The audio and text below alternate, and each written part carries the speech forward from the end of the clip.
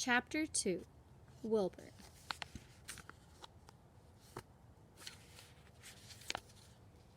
Fern loved Wilbur more than anything.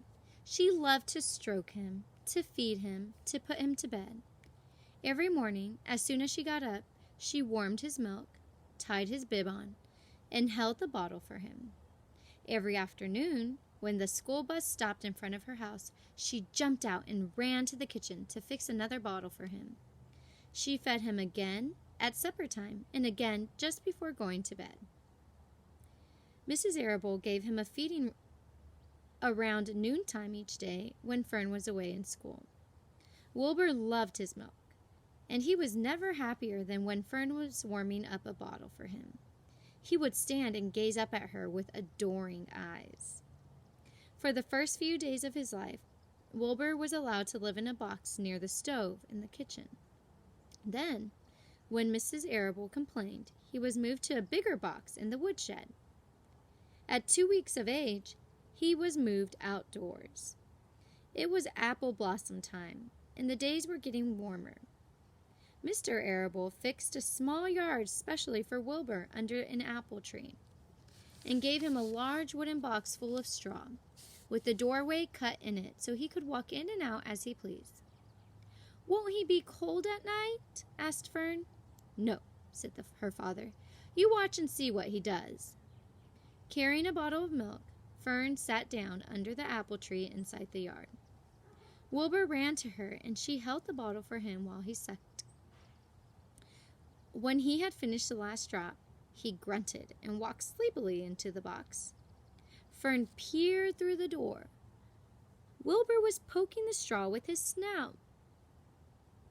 In a short time, he had dug a tunnel in the straw. He crawled into the tunnel and disappeared from sight, completely covered with straw.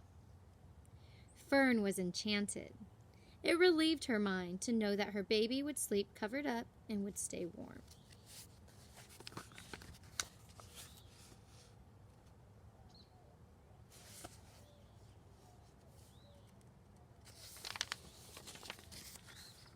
Every morning after breakfast, Wilbur walked out to the road with Fern and waited with her till the bus came.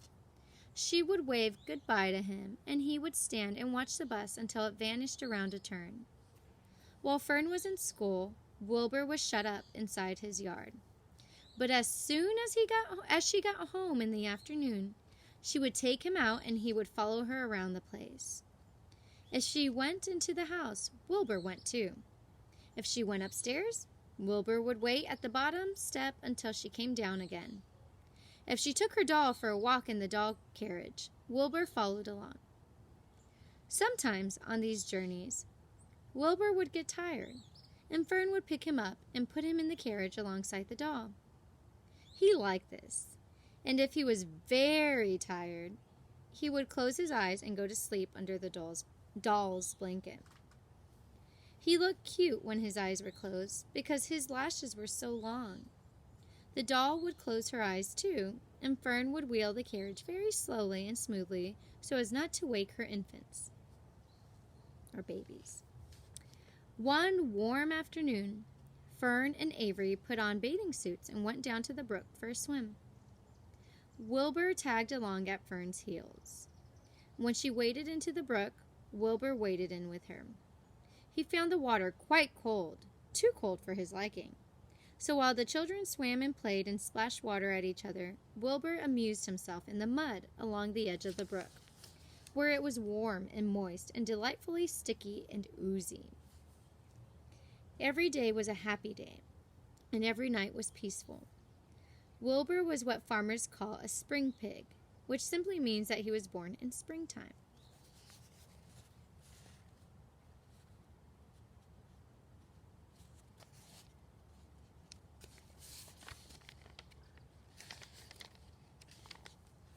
When he was 5 weeks old, Mr. Arable said he was now big enough to sell and would have to be sold. Fern broke down and wept. Her father was firm about it.